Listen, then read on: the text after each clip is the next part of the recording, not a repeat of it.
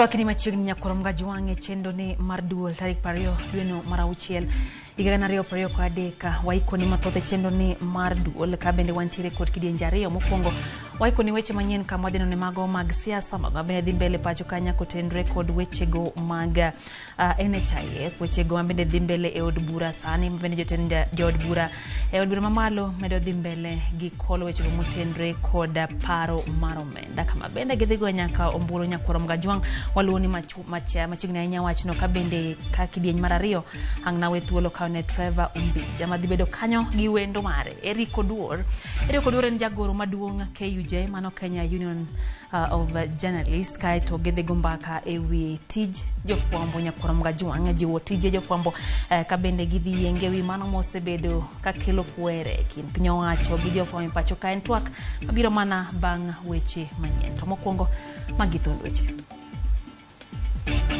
penjo pod medore kaluwore gi chenro mane sirikal oketo mar kelo motedi pacho ka dibed ni Kenya nolalo pesa. Jopiny pod oketo wang'gi e singo mane omigi gi piny owacho mar Kenya Kwanza mar duoko piny nengo mar ngima. Jo od bura ochaka yanga kolo kendo goyo ombulu ewi paro mar chik mar omenda.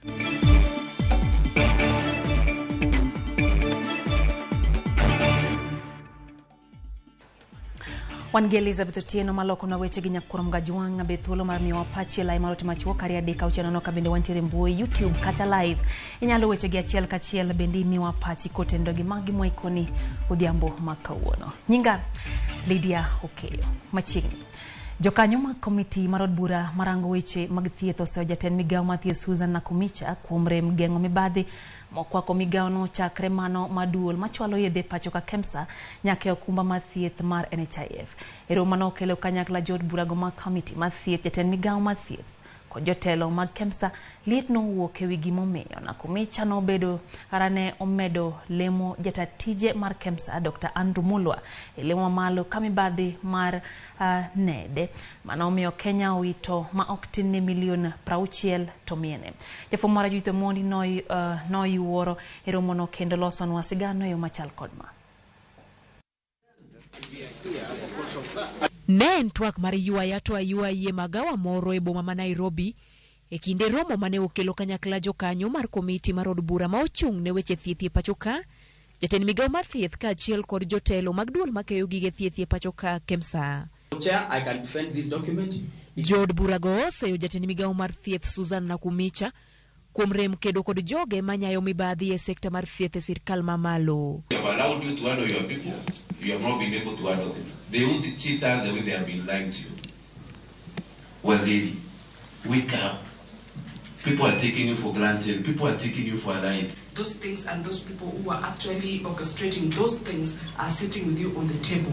So you need to be firm enough to be able to pick it out and do not hesitate to have the support of this committee to fire them so that we can have a better working system for the people of Kenya. Magi weche mane otuch kaluore kod orak mane piny Kenya owito mar nyiewo nede mag suna mane isiro kod riwruok ma ok mar piny owacho mar Global Fund.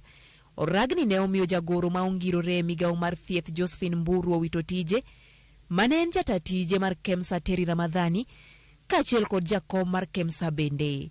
Komiti ni kata kamano odiochieng' makawuono oyudo maling'ling ni jal mane omed lemo mar bedo jatatije mar KEMSA Dr. Andrew Mulwa bang' thich oko Terry Ramadhani emane ogolo chik mondo mi lok dwaro mar nede gino mane omiyo Global Fund orucho oko winjruok margi kod migawo mar thieth e nyiewo nede.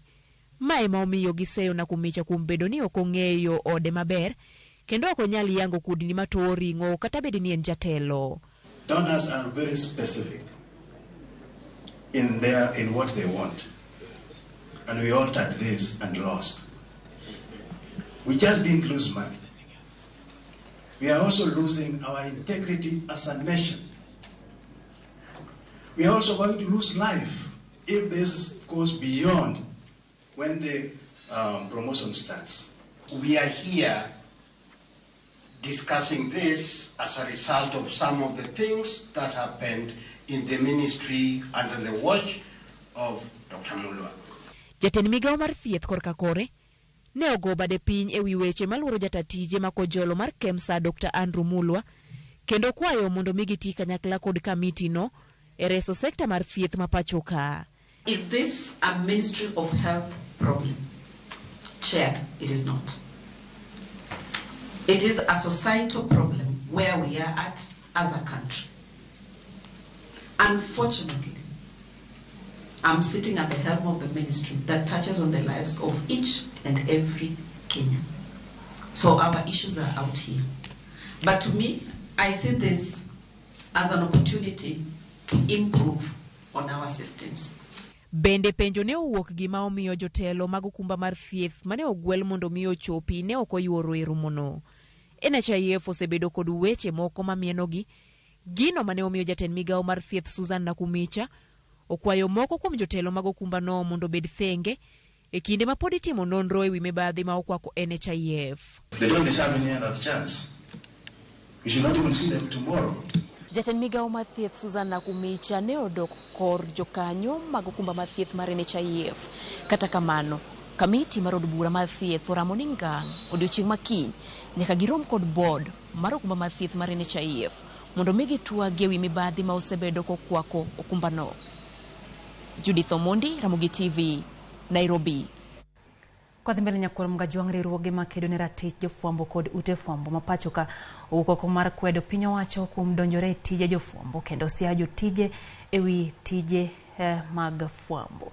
Kokalo e Kenya Media Sector Working Group giwacho ne gichano donjo ne moko kuom jotelogo e doka koro giwacho ni ok giwinjore bede apise magitiego. Riwruog jochung weche Zubeida Kananu onyiso jatend piny William Ruto mondo owuog oko okwer jogo matiyo e piny owacho mare mondo omi jofwambo kod ute fwambo luor margi e sama gitimo tijegi. Komedo ni jofwambo luwo chike matayogi.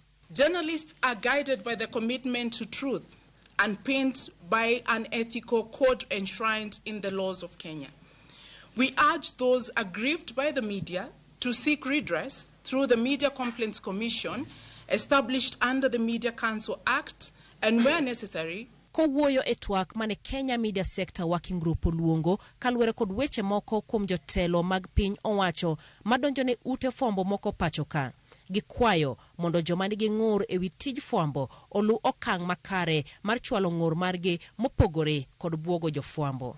We also call on President William Ruto to issue and firm assurance that they will not be allowed to seek shelter by trying to silence the media that exposes their misdeeds. We are also calling on the international community to intervene and protect media freedom. Jatend riwruog jofwambo Kenya Union of Journalists Eric Duol owacho ni jofwambo timo mana tijegi mar luwo maber kod maricho matimore e piny owacho ma ok owinjo okawgi marach. Komedo ni piny owacho nyaka wach gima gisetimo mar kedo gi mibadhi modhuro. Commitments are to serve Kenyans, to ensure that we tell Kenyans the truth and we hold those in power to account with or without any fear. However, reject the invitation to mud wrestling and only insist that those responsible for corruption incidents reported action must be taken against them. Gimedo ni wach mar buogo jofwambo medore e piny owacho mar Kenya Kwanza ka gidwaro mondo piny owacho okaw okang' ne jogo mosebedo ka buogo jofwambo. Ndio sababu tunamuomba rais aweze kusimama na ambie wa Kenya hadharani na ulimwengu mzima kwamba matamshi ambayo wanayaweka pale endapo ndio msimamo wa serikali.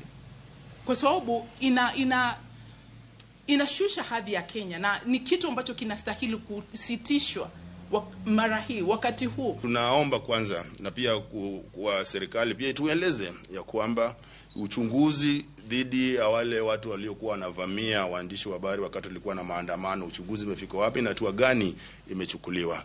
Kamano bende gibiro chung kod jafwambo moramora ma piny owacho otero e doho tekni otimo tijene koluwo chike mag fwambo. Ka bende gin bende gidhi donjone apisa moko mag piny owacho magiwacho ni okoromo kod apise magimako. Be there to defend any journalist will be taken to court by any politician.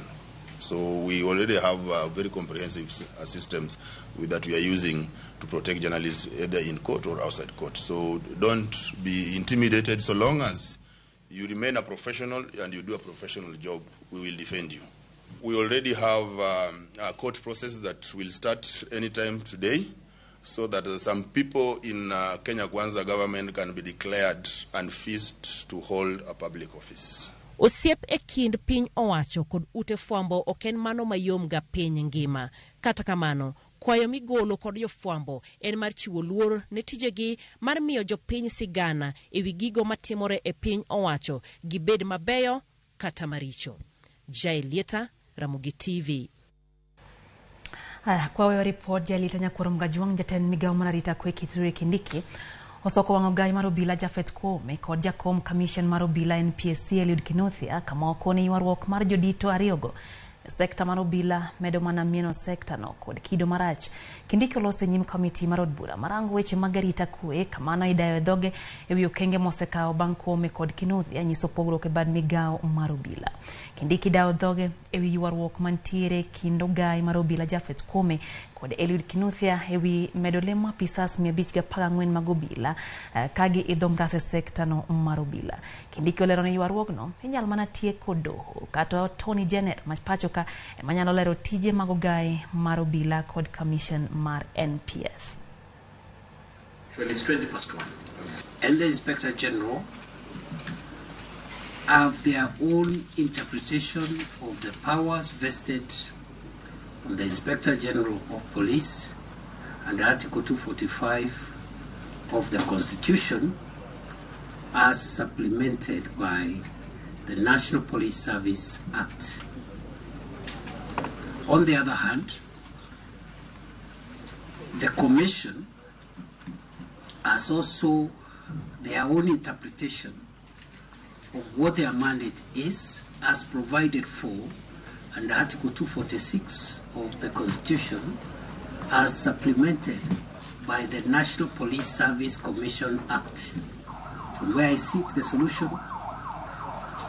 is in two fronts. Either the courts of law, who have the legal mandate to interpret the law, or the Attorney General of the Republic. Kodhi mbele ni penjo pod ng'eny ni nyalo biro ni Kenya no wito bilion 10 kokalo rak mano mikambi mar Kenya National Trading Corporation mar kelo mo tedo e pacho ka mondo mi ofuong ne jo Kenya pek mar ngima. Oboke mano puodho orak makamano yango ni kambi mar KNTC no chako chiwo rak ne kembe mamoko maitudo ko jotelo mantiere machiegni ko jatend piny Kenya William Ruto kembe mane KNTC okwanya ma okoluwo chike mag chiwo rak. Wedo report ni koya kuom jafwambo marwa George Bati. Kakoro duol mochung'ne kedo kod mibadhi e pacho ka EACC timo nonro kaluwore kod lal mar omenda mag jo Kenya magolo osuru kokalo ohala mane lochruok go mar kelo mo mag tedo e pacho ka kod kambi midendo ni Kenya National Trading Corporation. Kambi no mar KNTC manie bwo migao mar ohala kod kembe yangore ne omi thuolo mar kelo mwandu go e pacho ka kod bura mar jotend migepe dwe mar 10 higa mar 2022. Kaluwore kod andika mar duol mar jotend migepe mondo ne duok piny pek mar ngima, jotend migepe ne opwodho kambi mar Kenya National Trading Corporation mondo mi oti godo gi piny owacho e duoko piny nengo mag mwandu ma itiyo godo e udi. Andika no bende yango ni KNTC ne owinjo bed ni tiyo kod nyalo mare mar kelo mwandu go e pacho ka mondo duok piny pek mar ngima ma osebedo ka kelo ng'ur e kind jopiny. Kata kamano, andika mano pedhe nyime od bura yango ni kambi mar KNTC ne ochako manyo kembe mamoko kigin kendo miyo gi orak mar kelo modhi mag tedo e pacho ka kata obedo ni kaka kambi ne gin kod nyalo mar kelo mwandu go kuwuok e piny Malaysia achiel kachiel ma ok gichako gi chiwo rak ne kembe mamoko. Kenya National Trading Corporation ne omiyo kambi mar Multicommerce FCZ orak mar bilion 8.12 mondo kel modhi mag tedo ka kambi mar Shehena Company Limited ne omiyo orak mar kelo kubni mating'o mo e nengo mar bilion 1.33. Kata obedo ni orak nochiw gi dwaro mar fuong'o ngima ne oganda jo Kenya, gima kelo penjo en bedo ni onge kama ne ogoye chenro ne oboke moyiedhi mar piny owacho kaluwore gi dwaro mar chik. Oyangore bende ni telo ma ochung'ne choko osuru e pacho ka KRA ne otiyo kod andika mar gaset moyiedhi mar piny owacho namba 250 ka gilieko ni kanyo ema nokete milome mar oragno. Kata kamano, nonro marwa yudo ni namba no notigo e gaset moyiedhi mar piny owacho tarik 21 dwe mar 11 2022 mar yango jokanyo mane jatend piny Kenya William Ruto walo mondo rakre gi weche mag oro manokwako piny Kenya. Ma nyiso malong'o ni KRA ne otiyo kod andika mar gaset ma ok ni kare. Wayango bende nowinjore okel kubni maromo $6,875 mag modhi mag tedo lita 20 e bogi maromo $5,169. Kata kamano, wayudo ni ekelo mwandugo duto e pachoka, mana maromo bogi 64 kende manokel gino makoro nyulo penjo kama bogi 5,105 nitie. To kaponi ne okelgi, en ang'o mosemono kambi mar KNTC manomiyo rak yango ne kambi mar odundu mar mauta kama gintie kata chiro manouse modhi mag tedogo. Mondo ne duok piny nengo mar ngima ne jo Kenya, chenro mar kelo mwandugo e pachoka ne ong'adne osuru mar rwako mwandu e pachoka gata $100, ka osuru mamoko to ne owinjo bed ni chwalo kaluwore gi dwaro mar chik. Obok mag rwako mwandu e pachoka ma wan go yango ni kambi mar Kenya National Trading Corporation ne orem chulo $35 mag osuru mar rwako mwandu e pachoka, $3.5 mar yango mwandu mokele pachoka, $2 mar dongruok reru, $20 mar osuru madhi ne telo mag mwandu mawuok e puothe. Kama bende nyiso ni kambino obadhore chulo $42.5 mag osuru. Ma nyiso ni bilion 10 mane winjo bed ni chulo kaka osuru mar kelo mwandu e pachoka, piny owacho ne oweyo ma ok okaw kuom kambino. E kinde ni ma piny owacho kokale telo mochung'ne choko osuru e pachoka KRA dhiro mondo med choko mag osuru kod ngima ma medo bedo matek ne jo Kenya, piny Kenya nyalo wito bilionde modhuro kokale orak manomi kambi mar Kenya National Trading Corporation kod kembe mamoko ma itudo kod jodito moko e piny owacho mane omiyo rak mondo kel modhi mag tedo e pachoka. Obok ma ok yang ler makare bende koro nyiso ni telo mar KRA kod kambi mar Kenya National Trading Corporation oketho chike mag ng'iewo mwandu e pachoka, kendo bende gibadhore ne golo osuru gi wang' teko. George Bati, Ramogi TV. Koromo gajwang' dweche adek nyaka ne piny owacho mar Kenya Kwanza chiwo koke e ogirimiti kod piny mar Saudi Arabia kod United Arab Emirates mar kelo mauta e pachoka, chenro mar tego siling ma pachoka kaachiel gi duoko piny nengo mauta. Singo ma kamano pod ok ochopo kare, mana kaka singo moko mag piny owacho mar Kenya Kwanza kaka duoko piny nengo mogo kaachiel gi pek mar ngima. Jafwambo Chris Owino nigi ler.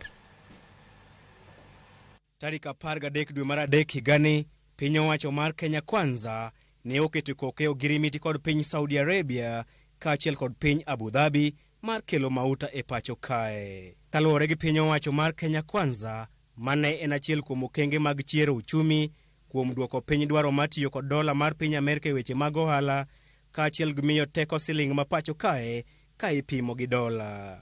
Dwe achiel bang'e, meli 2 mag MT Font Capella maborne romo mitas 252 kod machielo mar MT No Dolphin maborne romo mitas 250 ne ogowe dho wath ma Mombasa koting'o tons 1,720, 191 mag petrol, diesel kod mo mar ndeke.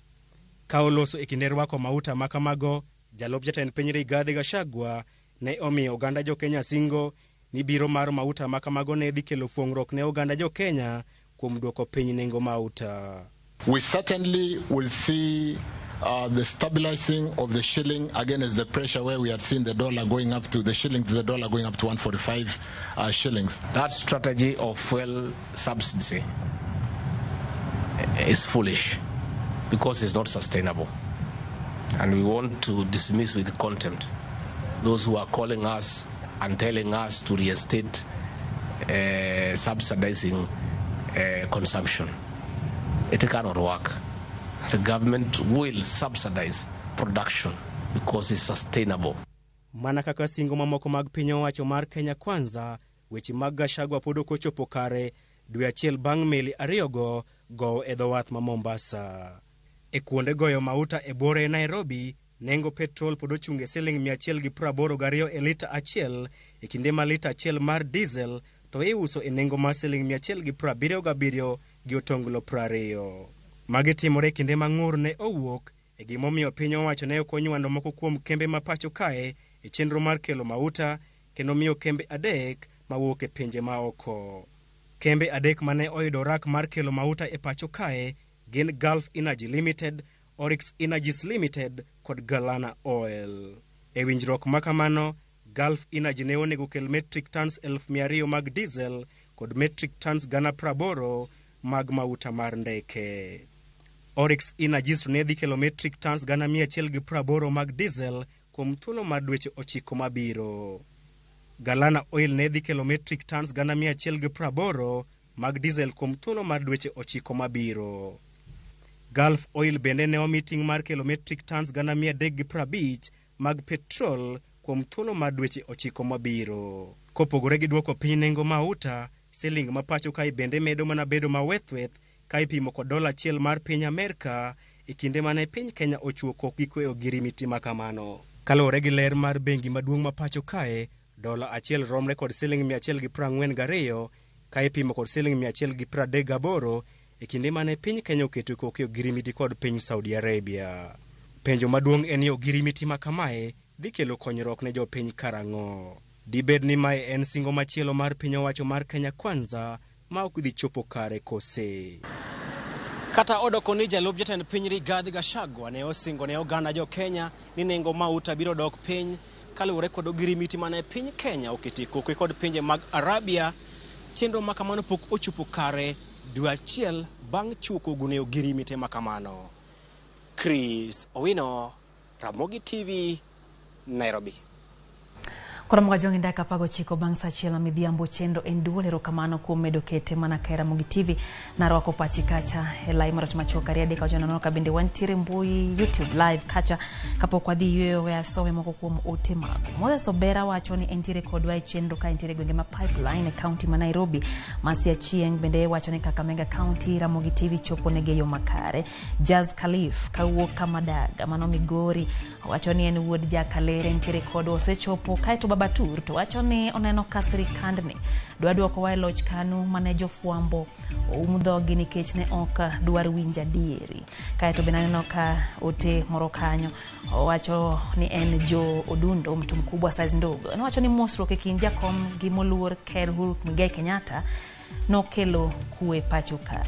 Paro ni ntiere gimotemo jiwo kanyo kala Charles Okoko bende wacho kanyo ni bende ntiere kodwa achiel kachiel ntiere Institute of Advanced Technology okete mana kae chendo ni mar Duol. Bende aneno Dan Kano Mondi wacho ni Ramogi TV ler umoja Faith Ogola kani Malinda nini kacha bende Judy Don osechopo Hilak Seche gi Mildred Achieng kantiere Nairobi bende wacho ni ntiere kodwa e chendo. Ronge Joffrey kan Kisumu City bende wacho ni osemolo.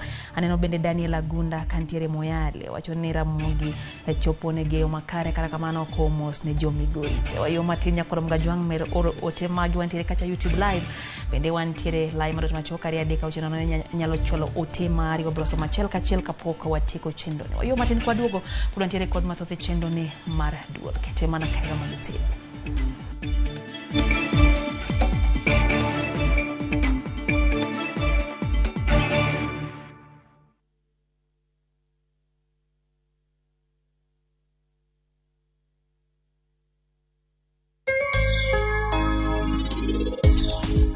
Yaye min Simran, winji gima nyisi.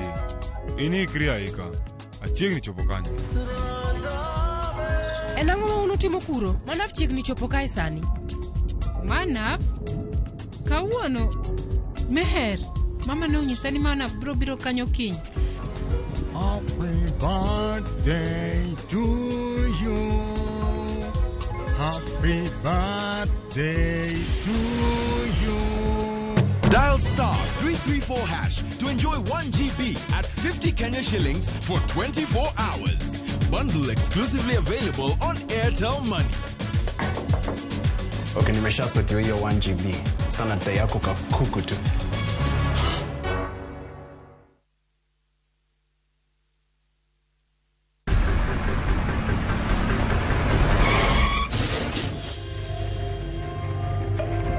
Pole sana madam.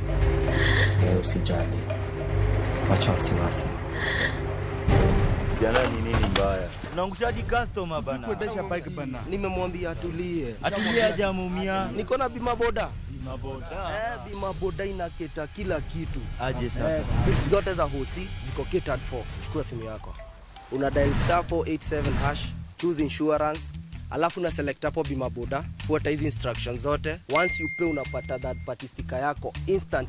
Kain gi okumba mar boda boda mari kata kama masira ojuki wan kodi kik baji goyi bang' masira. Yudo okumba mar bima boda ne boda boda ni kawuono e nengo moyweyo mar shillings 500 kende. D*487*4# mondo mi yud bima boda.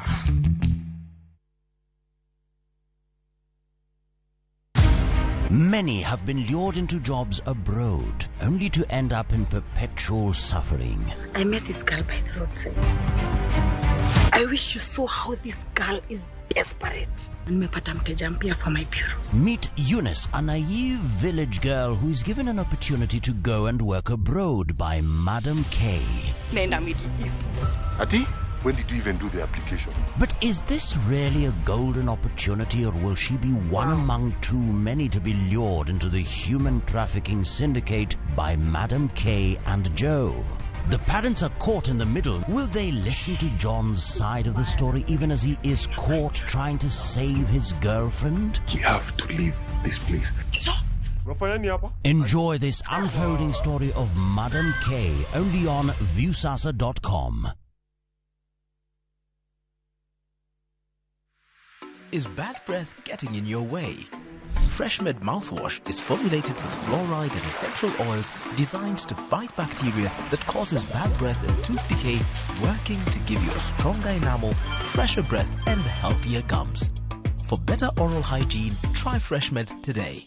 Available in ice mint and spearmint flavors in all outlets near you. From Tropical Brands. Jijenge na shilingi 1500 guaranteed kila wiki kwa kucheza Kaende Jackpot. Shiriki kwa kutumia 50 bob pekee, cheza na Autopic kwa kutuma neno KJP kwa 29063. Not for persons under the age of 18. BCLB number 416.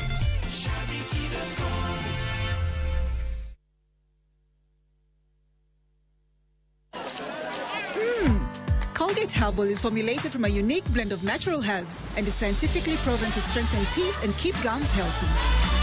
Try Colgate Herbal, scientifically proven for strong teeth and healthy gums.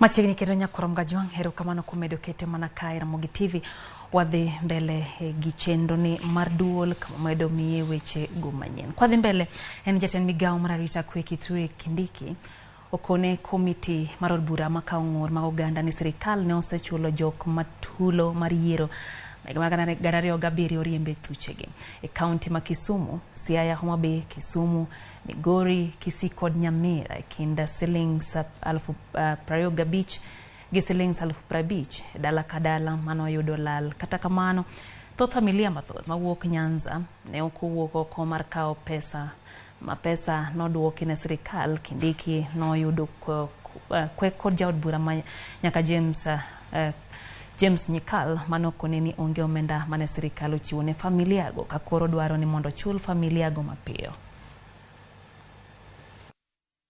Honorable Chair, the unutilized funds which were returned to the government were occasioned by various reasons. Many of the people who had claimed to be IDPs could not prove that they were indeed displacement. Some of them were imposters. There were imposters in the camps. There were also imposters claiming to be integrated in their initial communities with relatives, but there was no proof of displacement. I think during the process, there are also some irregularities that actually involved officers that were actually handling the matter that may have been responsible even for the inaccuracies that we have seen. But I think when you go back to, you can say, see, yes, me, I saw all this. I released those guys from mortuaries. The sick ones, I went there, I went to hospitals. Let's open it up. And my insistence on SEME is not just because that's my constituency, but it is the gap wherever it may be in the whole process. Jotuo osebedo kod pek yudo yedhe ute thieth ma Migori koro yudo fungruok bang' kaunti ya Migori tero yedhe osiptende duto ma Migori ka mago manengogi romo shillings milion 60. Gavana ma Migori Chile yako mane ochopo e chendono mar yawo kar golo kaachiel kod kano remo osiptal maduong' ma Migori level 4 kaachiel kod chiwo yedhe ne kuonde thieth e kaunti ma Migori ne ochiwo siem ne jochiw thieth ma ibiro yudi ka okwalo yedhe. Administration committed to advancing health in this county. We found health services pale chini and tukasema tutaweza kuienua iwe hapa juu.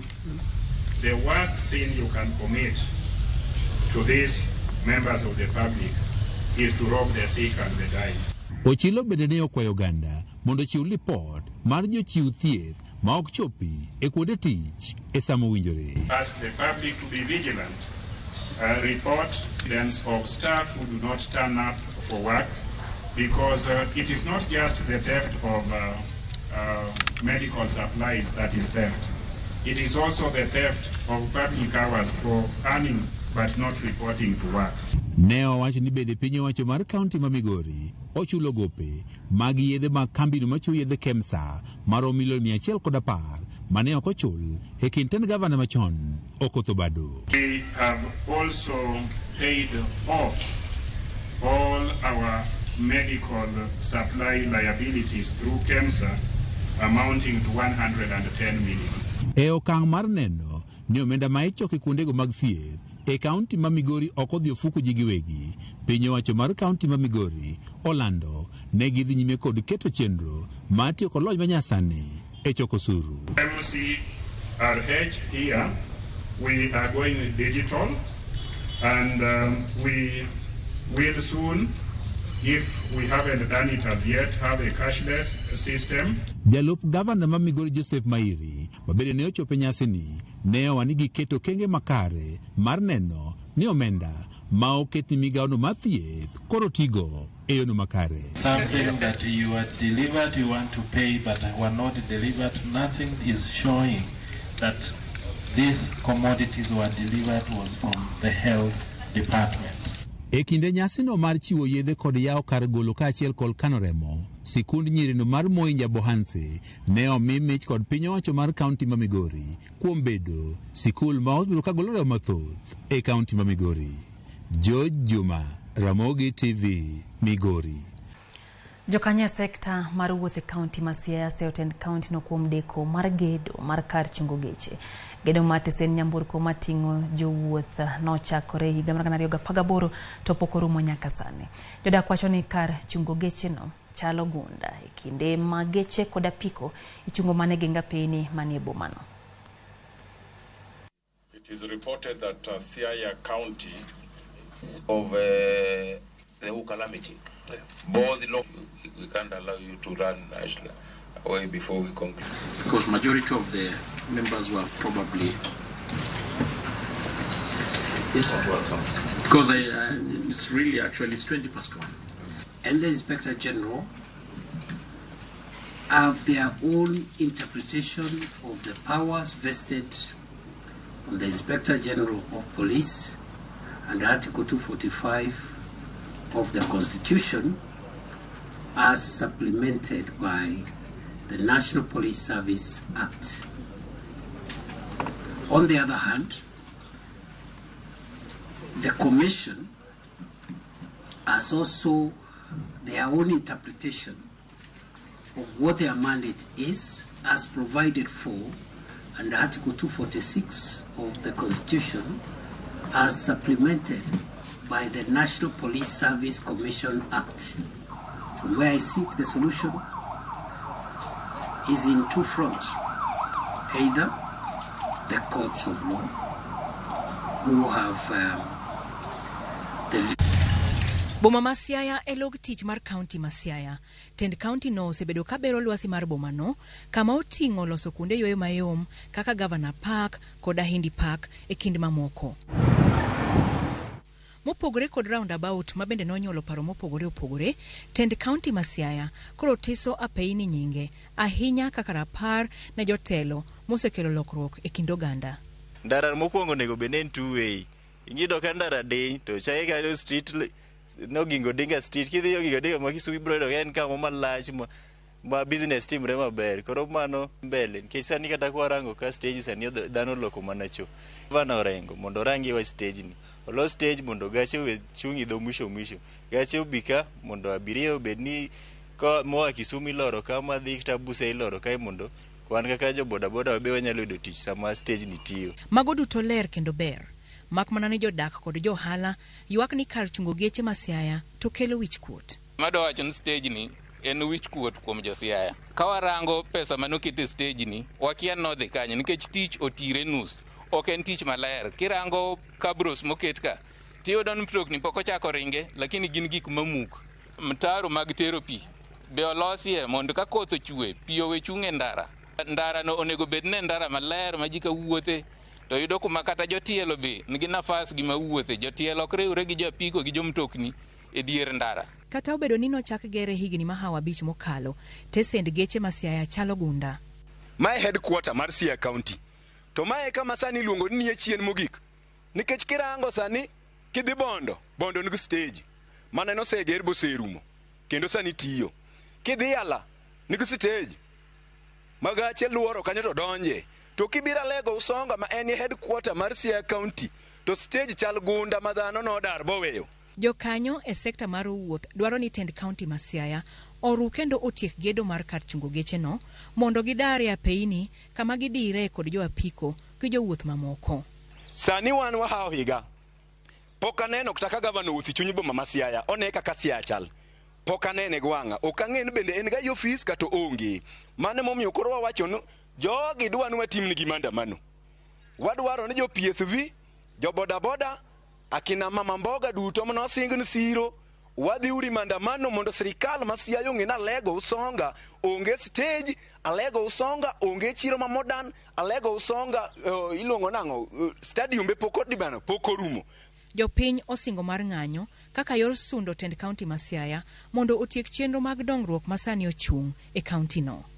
Ray Polo, Ramogi TV. Kwang'e mago mag siasa tend duond bura mar ODM me kar chung od bura ma Suba North County ma Homa Bay koro chako chenro mar golo oko moko kuom jotelo e gwenge ma kono ma giwacho ni oseriwore gi duond bura mar UDA kaka yor medo tego ODM me kar chung od bura no.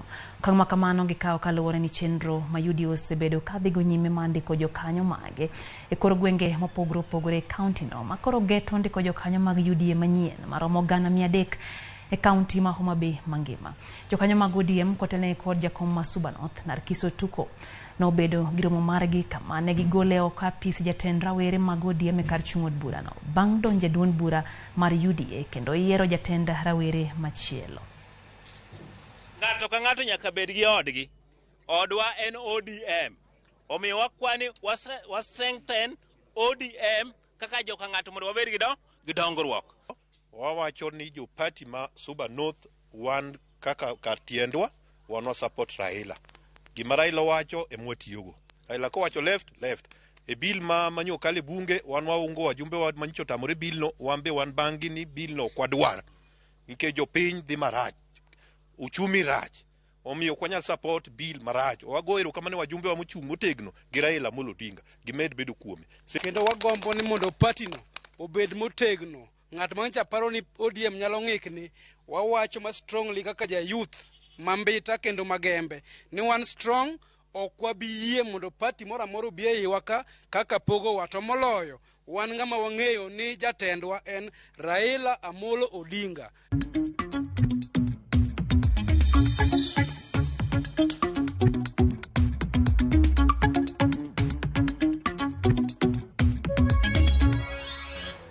Mago hala tenbua ma Kisumu ndiko ne bad migao mar ohala mondo miyo ng'ado kolesen mag magawa gi konde mielo disco pagachiel e bwano magoro giwacho ni rocha luora kod koko. Gidwaro ni wego hala go tam chutho timo hala kendo magi lesen ni margidagi winjo wach kendo duoko chien koko anyato kuonde maji odakie. Ratije mag boma ma Kisumu Abalawanga wacho ni chutho to nyaka magawa go kod kuonde disco ne giweyo goyo thum matek otieno ni mar gimono jinindo. Abalawanga wacho ni kuonde dak kaka Milimani ma oting'o skunde kod kata osiptende oselok disco kendo gotieno onge nindo.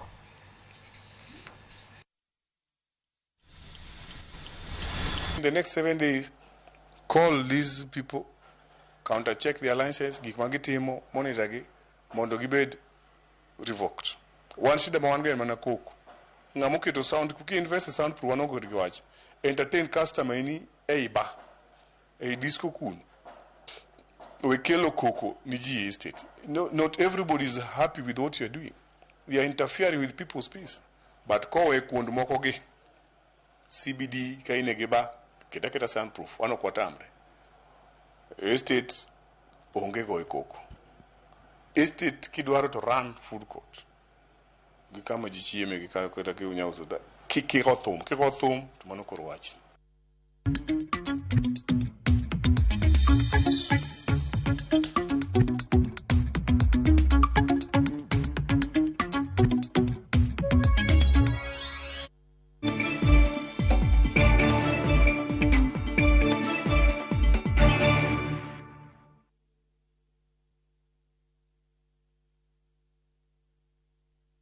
Jijenge na shilingi 1500 guaranteed kila wiki kwa kucheza Kaende Jackpot. Shiriki kwa kutumia 50 bob pekee, cheza na Autopic kwa kutuma neno KJP kwa 29063. Not for persons under the age of 18. BCLB number 416.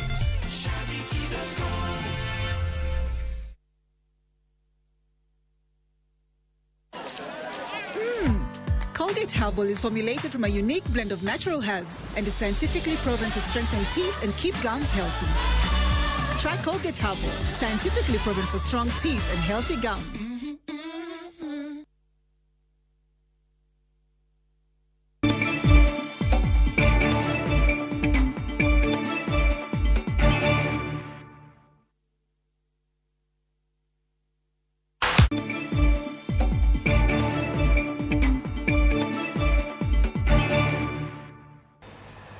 Mag tuke Joseph Njoroge manjapure kaunti ya Murang'a jaloch majumani mar shabiki Kaende Jackpot en jaloch marapaga uchiel nyaka ne Kaende Jackpot chakre wacho ni osebedo ka tugo ne mapani ok nong'eyo ni chieng' moro no bed jaloch obiro tiyo gi omenda gi jiwo tije mar pur kabendo medo jiwo ganda mondo donje tugo no ma jaloch yudre juma ka juma.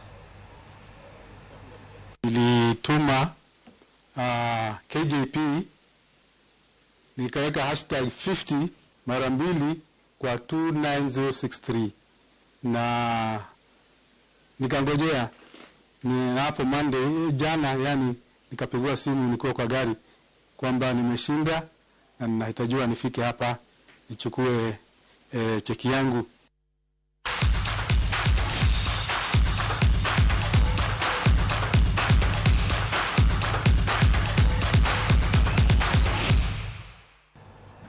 Kora mgoyo thuolo kayo ne Trevor Mbijagitwak mar Duol kabende gin kanyo gi wendo na bendo sechope studio kae gedhigo mbaki weche gomotende kod tije mag fwambo gi fwere mosebede kinde piny owacho gi ute mag fwambo. Wendo ne en Eric Oduor ma en jagoro maduong' KUJ kata Kenya Union of Journalists. Wasebedo kanyo gi Elizabeth Otieno mosebedo kalo kuna weche gi nyinga Lydia Okeo twak maduol biro mandai kama chuok bang' make kidhi mabor.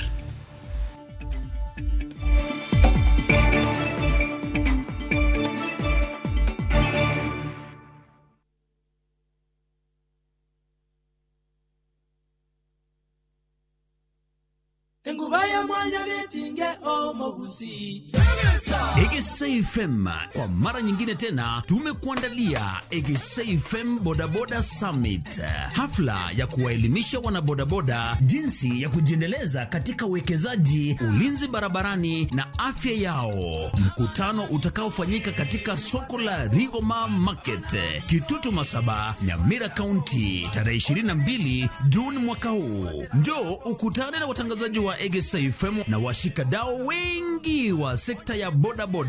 Mziki utapromoshwa na Manpepe Sagero na Avago Sabusia Extra. Egesa FM.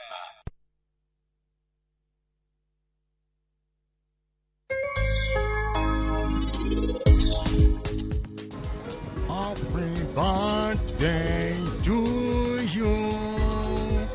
Happy birthday to you.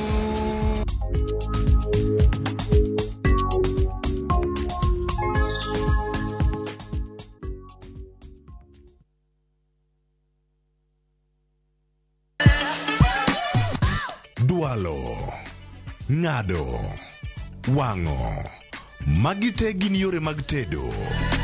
To bilo kod chiemo e gima ber moloyo e wach tedo ni. Iwinjo gima winjo kosi winje kendo. Gi tedo itime nyaka obed makare, gi suya kod ndhadhu mamit. Tedo gi chiemo gi jai lieta tich adek ka tich adek sari okinyi mana e Ramogi TV. Veke Ibambe na View Travel. Masai Mara or Amboseli from 14K, Savo or Samburu from 24K, Mombasa, Diani or Malindi from 14K. Self-drive deals from 3K, Dubai and Zanzibar from 560 USD, Mauritius or Seychelles from 1,000 USD, South Africa and Thailand from 1,080 USD, Malaysia, Singapore and Egypt from 1,200 USD, and Maldives and Santorini from 2,000 USD. Call 0703 254 254 for bookings.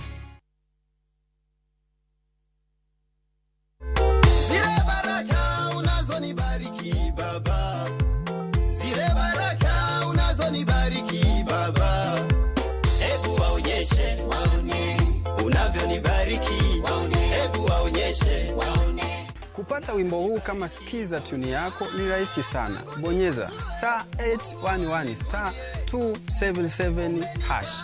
Kumbuka, Skiza na Citizen ndio nyumbani kwa wasanii wote.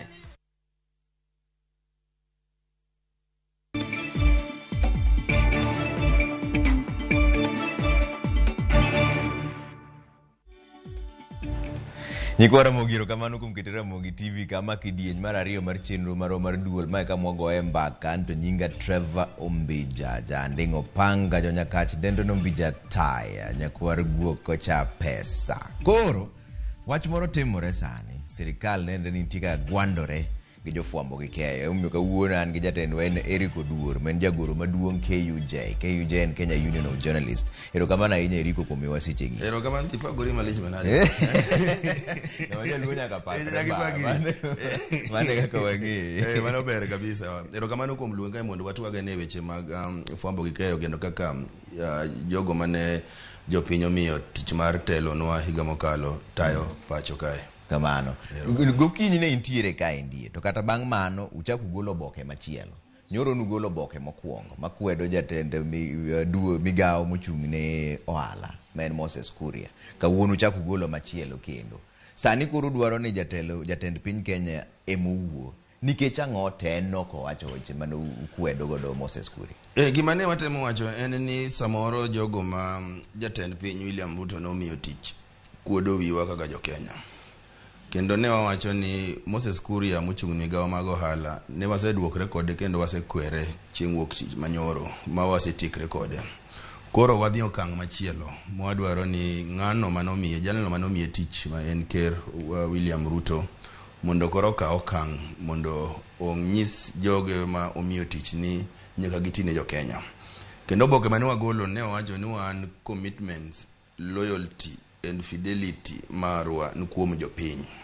Jopiny ema wasavu kwa savu sirikal. Koro ka jopiny dwaro mondo wamigi weche matimore sirikal nyaka wamigi. Mara dek ne wacho ni gigo mosebedo katimore chakre nyocha nyaka nyoro kik mi wagol wang'wa e weche maricho matimore sirikal. Kaka sana weche mag mibadhi, weche mag telo marach moseneno katimore sirikal mar Kenya Kwanza. Nikech Kenya Kwanza sirikal negi chiko jopiny gik maturi. higa mokalo kane gitimo campaign. Koro mago mwacho ni ok wabi golo wang'wa ni koro gidwa terowa e lweny ichuodho gi Moses Kuria gi jogo mosiko ka yanyo ute fwambo gi keyo kata gi jofwambo gi keyo mondo wiwo wil wagol wang'wa e weche mag mibadhi mosebedo e pacho ka. Kendo ne wakwano gin weche karibu madhi 10 mwaparo ni ker nyaka duoki. Mokwongo ne wanyise ni nitiere sukari mane ogole pacho ka mane ok onego bed ni tiyogo, to sukari ni noyud e chiro kiuso ne jopiny, to sukari ni wach ni ok ober gi health mar jopiny. Nyoro gimokelo kokodi en wach mar mo mar mafuta mar chiedo manjo kele pacho kae kendo ma jopiny chal nolalo siling bilion 6. Mar adek wapenjo sirikal ni to nitiere mbolea mane okel e pacho kae ma giwacho ne oduok beche piny mondo mi kaka jopur nyalo yudo mbolea kendo gipidh cham mondo cham ochieg. Mar ang'wen ni wapenje ni to nitiere koma nonego bed ni gikelo oduma boro nonego bed ni kelo kae to gochele manyalo konyo jopiny mondo bech chiemo odog piny. To bende nitiere gimoro bende matimre e piny mar Kilifi County iluongo wacho ni Shakahola. Pok wasebedo kwa winjo nonro mosetim boyno to ere kaka dhano turi ne nyalo tho wan gi sirikal. Bende wapenjo sirikal to kunyiswa ni to dire bani timo ng'anyo kapok Raila Amolo Odinga ogai mara ODM oketho bo wacho ni pod ji wuo. Nitiere jofwambo gi keyo mane nogo kendo mano hinyore. Ere nonro mosetim ma sirikal nyalo bedo ka osetimo mondo ginyise jopiny. Kendo wapenjo ni to bende wachore ni sirikal kae bende nitiere dundruok moro e kind migawo mopogore opogore. Koro ni magi manwatemo pengiso jikerno ong'iye kaka onyalo duoko jo Kenya kuom weche ma jo Kenya osebedo ka penjo. To koro masani uchako golo weche mag mibadhi mane dhi mbele. Tang'o mi wach ni wuok mana sani bang' ka Moses Kuria nosetemo gwandore gi jofwambo gi keyo. Nitiere joma koro neno ni nitiere guondo moro ma koro jofwambo ni godo gi sirikal. Onge nikech watemo mana paro ne sirikal nikech gipar ni lweny kata koko moro ma Moses Kuria ne ogoyo cha nyalo golo wiwa kuom weche mosebedo kwaluwa nikech king'iyo ute fwambo gi keyo duto mopogore kata gi Nation Media Group manja gilawo ka osebedo kata na Citizen kawuono neno katimo mibadhi manie gine bag sirikal kata Ramogi TV. Koro wan watemo nang'iso sirikal ni wang'eyo ni mano en yo magidwa tiyo godo mondo gigol pachwa kuom luwo weche mag mibadhi kata kelo luoro kuom ute fwambo gi keyo mondo wabed gi luoro kata ka jofwambo mondo kik wang'i gigo madhi marach e sirikal. Mano watemo na nyiso gi ni ok wabi luor kendo ok wabi buok kendo ok wabi ringo nyaka wamed menyo bwanyo momiyo ne waparo ni wiwa pok owil nitiere weche moko ma nonro pok otim to pok onyiswa.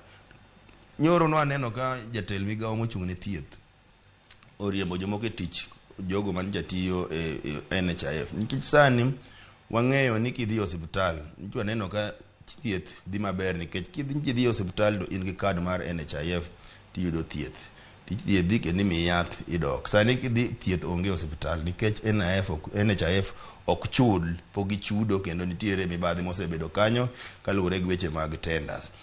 King'iyo kata weche mag KEMSA be mane watemo paro gini KEMSA bende ne waneno ka ng'wech moro ringre kanyo. To mago gin duto gik manonego bed ni konyo jopiny nikech tuo mar malaria pod chandowa e pacho kae to en gima inyalo geng'. Nomiyowa pesa manonego bed ni nyiewo godo mosquito nets. Jomoko ne dwa lal kode. Koro magi ma pod nwaparo ni ker wiwa pok owil. Nyalo bedo ni Moses Kuria nyo biro gi weche mang'eny to mago ni waseduoke bwa tiekre kode nyoro. Sani pod wadwa nyiso ute fwambo gi keyo ne gidhi nyime gitimo nonro ging'is jopiny gigo matimore e sirikal nikech mano e tijwa. Kok watimo to wabiro bedo ni waninde tich to jopiny ok bi yudo weche matimore e sirikal. To ma be nyalo timore ka koro jalup jatend piny Kenya Rigathi Gachagua mano siko ni en oyie gi wach mar Moses Kuria ni jofwambo nitiere kaka moko kuomgi obanyong'. Bendire adiere wacho. Onge adiere nikech wasebedo kwa penjo gi niya. Kata mane barua manwa golo kawuono kata ka nyalo bedo ni nitiere jofwambo mobanyong' ma giwachogo to nitiere doho miluongo ni Media Complaints Commission gibi kanyo ging'iso ni Eric Oduor wan gi report ni ibayo nyong' uchuli gi Azimio mondo iketh nying sirikal to gikelo evidence gikelo proof ting'iyo koyude na adiera ni Eric Oduor in ga jafwambo gi keyo iketho chik nikech wan gi chik wamonego bed ni watiyo code of conduct, iketho chik to bende ikaona hatua moloyo goyo koko e ndara. To wang'eyo maber ni goyo koko e ndara no to mano en gima timore e sirikande duto te e piny mangima. Ni sirikal pok nohero ga jofwambo. Sami neno ka sirikal ywakno to nyiso jofwambo tiyo tijgi makare. Koro wan ok wadwa ni jalup ker Gachagua opakwa. Wan gima wacho ni giwewa watitijwa nikech samoro gik ma giwacho go nyalo miyo jogo ma ogeno kuom gima luongo ni supporters nyalo koro chako manyo jofwambo kuonde duto ma gitiye nikech jofwambo gimende gidak e oganda.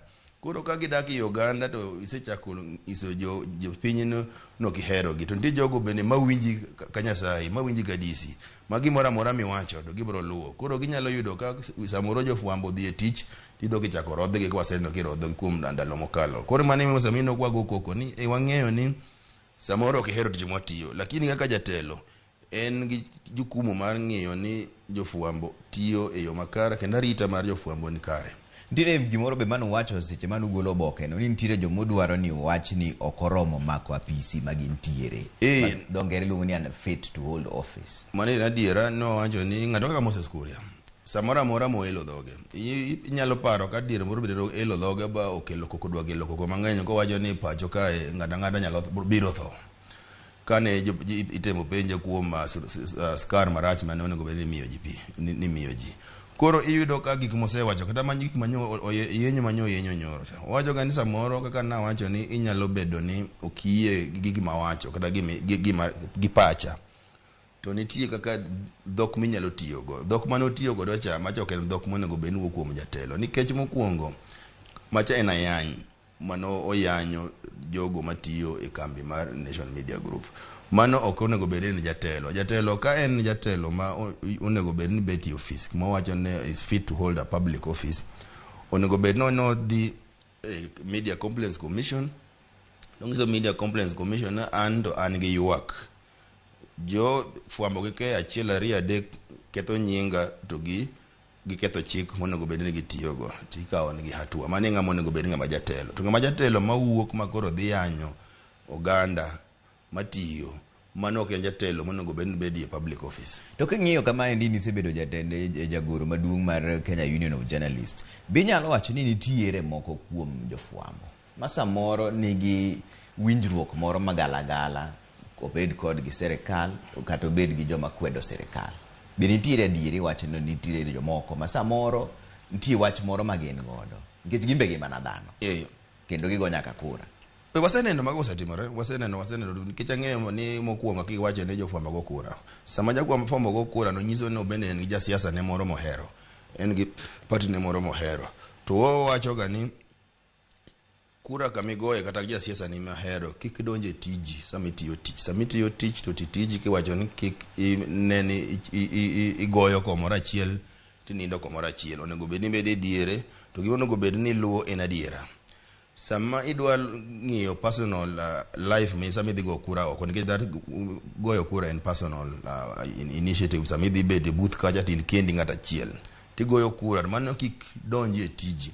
Emomiyo ne okel gimiluongo ni Media Complaints Commission. Wajo ng'e ni samoro dhano jaboth ga nyalo bedo ni tiere jomoko e iwa ka ma samoro ok luw yo maber, samoro giringo mok ber. Mane emomiyo wacho ni ka intiere ji kamago to be a Media Complaints Commission ibro winji. Mane gima notimore ne ker machon Uhuru Kenyatta. Ker machon Uhuru Kenyatta ne en gi ywak nitiere oboke moro e pacho ka mane ndiko sigana ma ok ber ma onge adiera iye. To no dhi a Media Complaints Commission bo winje ba complaints go no ng'ado bura na diera jofwambo kata oboke no koso ni ker Uhuru Kenyatta. Pogo jofwambo gi keyo gachiel go oboke no fine. Mano e mwadwaro mani miwacho ni leaders ma operate in a civil society.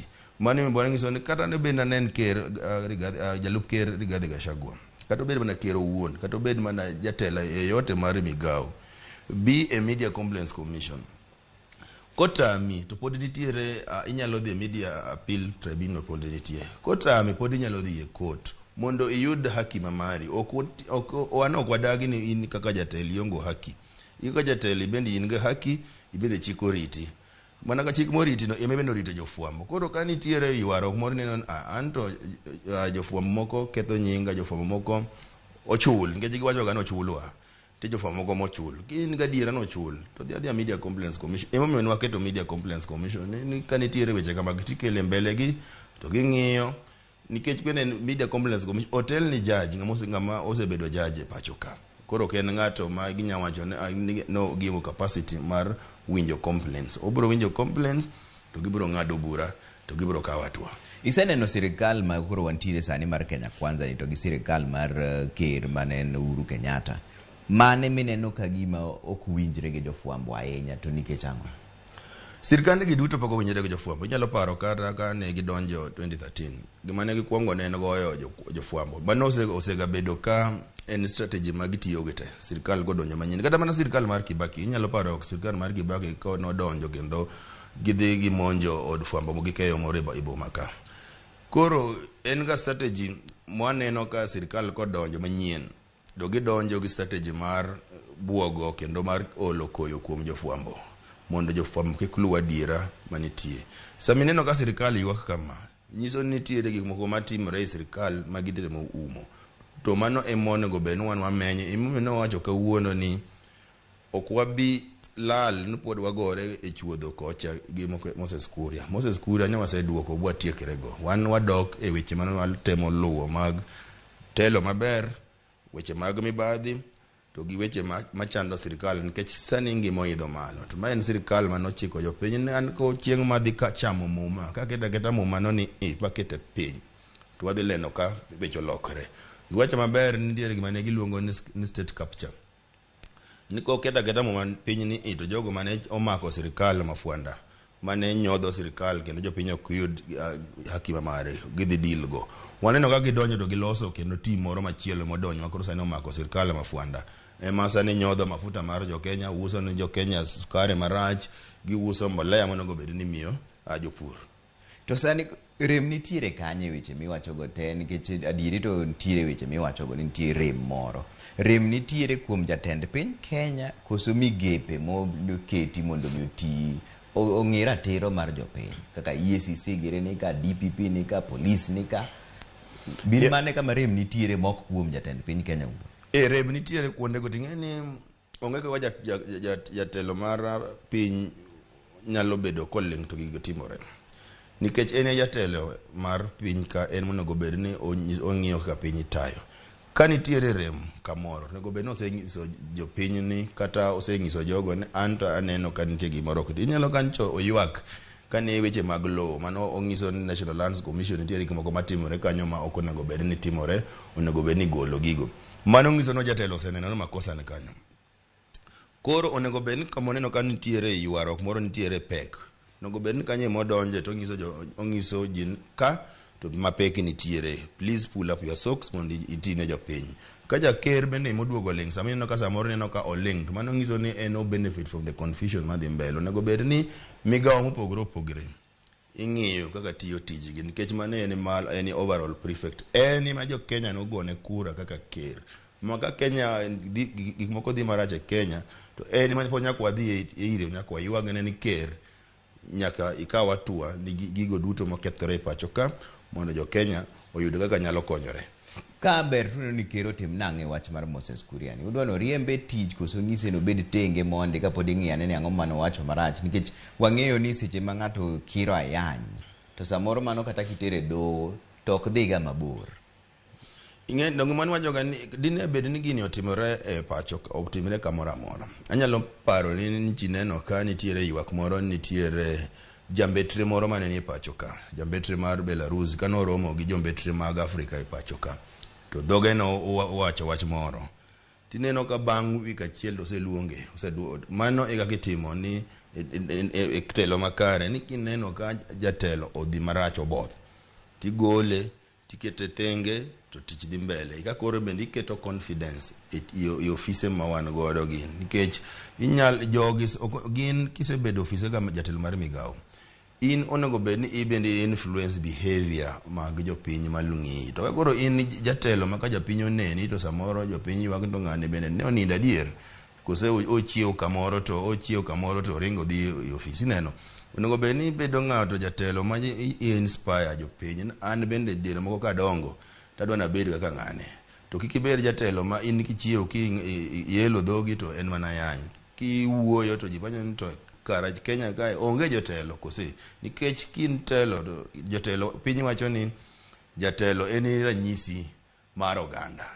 Kaka neni taka ng'i kaka Trevor tangiso ma Trevor, ka neno Trevor kama ma ranyisi mar oganda ma Kenya, to kik abed ni ka neni tapenyo ai to Kenya ni kae magi jogo manitiere onge jotelo moko, to wang'eyo jotelo nitiere mang'eny manyalo tiyo tijegi. Koro momiyo wacho ni jatelo nyaka bed en jatelo manyiso ranyisi maber kendo ranyisi makare manyalo inspire generations mabiro. Nan bende ka adongo tanyalo bedo kaka jatelo mang'any. Mani mineno kata sani jotelo gi duto, ineno ng'ato dwa somo speech to quote ni Winston Churchill nowacho kamae, ineno mano e jatelo. Koro in gi Moses Kuria makata chieng' moro higni 10 mabiro inyalo paro ni nyathi skul moro mene makasa mondiko speech ma boro quote Moses Kuria nondiko. Magi gik mwatemo ng'iyo. To ere kaka ene mipodi miye telo ni, nikech mano penjo moro ma pod ji ni godo. Ing'e ni gima waneno sirkal mar Ruto ne temo bedo ng'ama wacho adiera, ni nowinjore gi jogi kendo nosingore gi Moses Kuria gi jogo duto men kod Kenya Kwanza ni gini kwayudo wadhi donjo wate. Koro osemiyo gi tich kaka ne gisingore.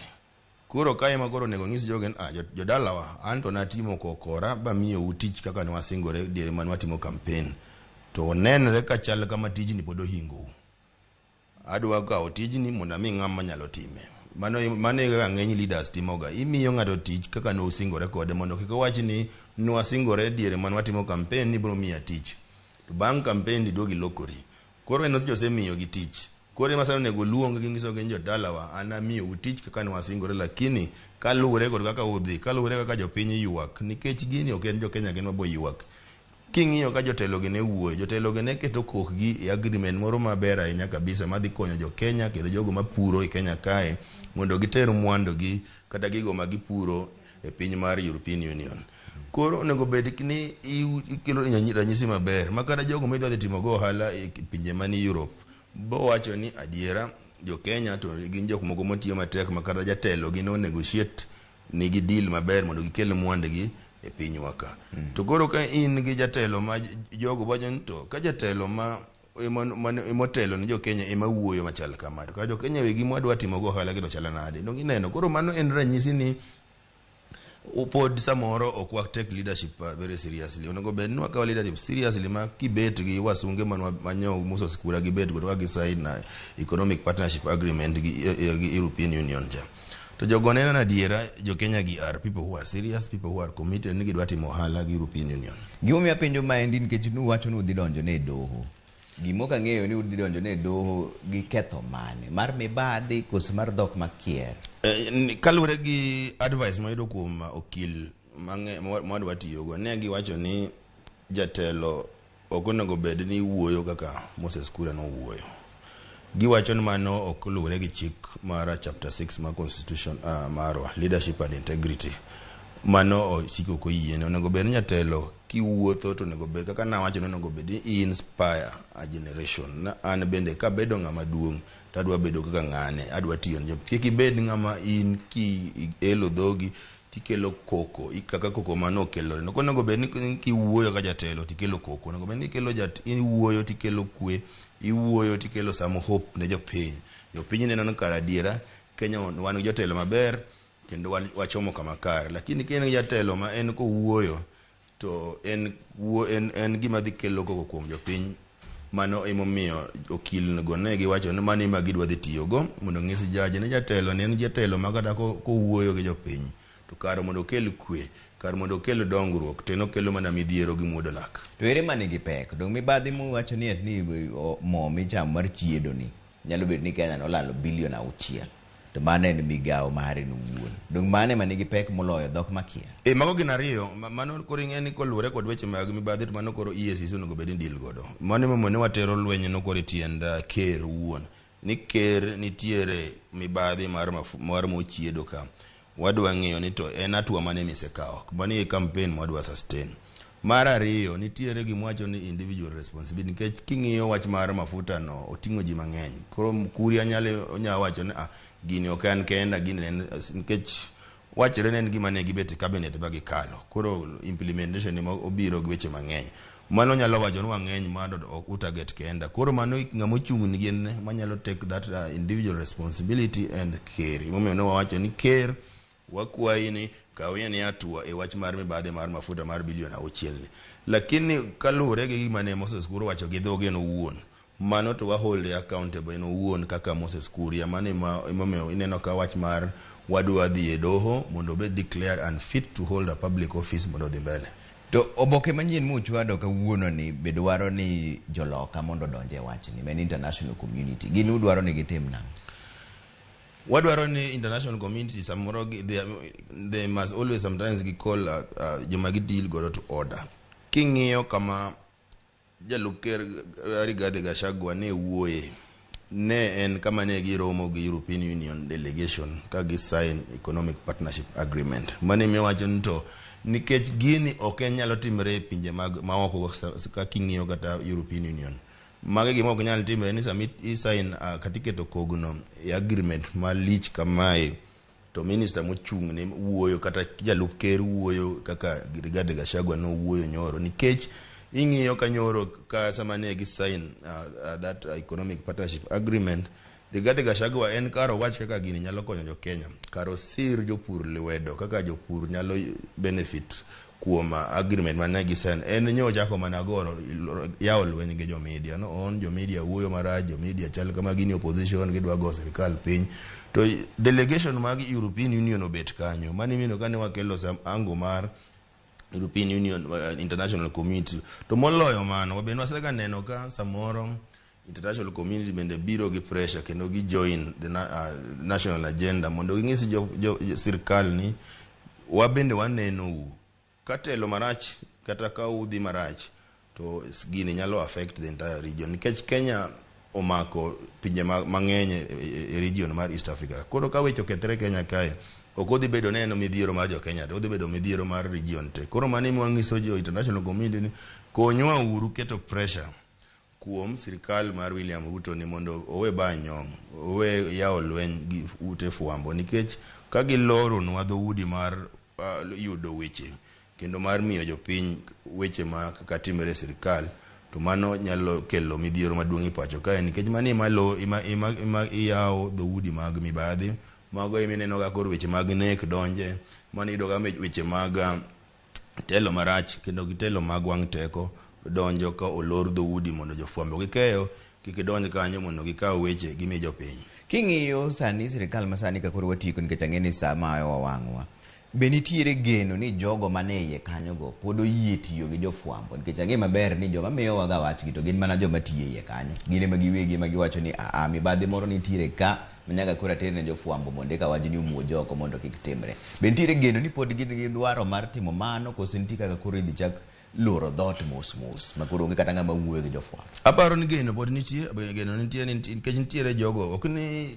ji duto manie sirkal mar Ruto richo. Nitiere jogo bende mabeyo kendo matiyo maber. Nitiere jogo ma jotelo mopogore opogore manie sirkal bende matiyo maber. Koro pod gibiro medo miyo weche. Kata Moses Kuria wuon ka biro ka neno ka ooro kwayo ni mondo kiny odwaro romo gi Senate mondo jofwambo gikeyo odhi kanyo mondo omeny gik mo odhi wacho gi Senate. Koro mano nyisi ni samoro jogi bende gola yany gidira yany lakini gibende ging'eyo ni ute fwambo gikeyo nigi thuolo maber mar nyiso jopiny gigo madhi mbele mag sirkal. Koro lweny manie kind jofwambo gikeyo mano nitiere mano dok wadagi. Onego bed en lweny ma itimo in a civilized way. Okiko bed lweny ma giyanye ji kendo lweny ma nyalo miyo jogo kata jolup jotelo gi chak rodho kendo goyo jofwambo gikeyo ka gidhi tiyo tijegi. Erokamano. Kiny kendo nitiere oboke moro modhi go kendo manyien koso koro pod wadwa dhi mbele en lweny pod wadwa goyo pod en lweny madwa dhi goyo mopogore opogore yore mopogore opogore nyaka wami joken nikech king'iyo oboke no wandiko ni our commitment and loyalty are to the people of Kenya. nyaka maintain mano. Erokamano. Mano Eric Duol men jagoro maduong' KUJ men Kenya Union of Journalists mane mbaka mwagoyo mondo wang'e ni jofwambo keyo nyalo tiyo nang'o gi sirikal mondo mi jopiny bende ong'e adieri mar gik moko te matimore e piny magintiere ni kata bedo ni gine mane giyiero sirikal masani. Kumane ka molore chenro mar Duol kik idhi mabor ahinya. Ramogi TV pod nigi weche mang'eny mabeyo beyo mapod biro bang' ma anto nyinga Trevor Ombija janding opanga jonyakach dendo Ombija taya nyakwar guok kocha pesa wanere.